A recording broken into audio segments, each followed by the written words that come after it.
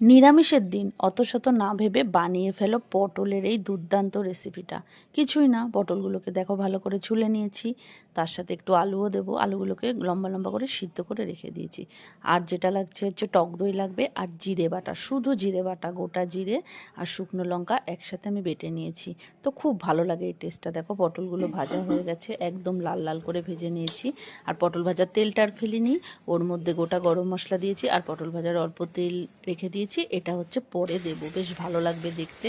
তো দেখো পটলগুলো ভালো করে মশলাটাকে কষিয়ে তারপরে পটলগুলো দিয়ে দিয়েছি। আর আলুগুলো যেহেতু সিদ্ধ করে রেখে দিয়েছিলাম, আলুগুলো একটু পরে দিয়েছি, না হলে একদম গলে যাবে। তারপরে এটা দিয়ে ভালো করে কষিয়ে নিয়েছি। একটু নুন দিয়েছি পরিমাণ মতো, একটু মিষ্টি মিষ্টি হবে স্বাদটা। এখানে যেটা লাগছে সেটা হচ্ছে টক দই, গোটা জিরে বাটা, জিরের সাথে শুকনো লঙ্কা বেটেছি, নুন, হলুদ, লঙ্কার গুঁড়ো, মিষ্টি। আর নামানোর আগে দিয়ে দেবো হচ্ছে একটু ঘি। এটার স্বাদটা কিন্তু অনেকটা মিষ্টি মিষ্টি হবে। সত্যি বন্ধুরা কি বলবো, খেতে তো অসাধারণ লাগে। তোমরাও বানিয়ে ফেলো। তো ভিডিওটা কেমন লাগলো একটু জানিও। টাটা।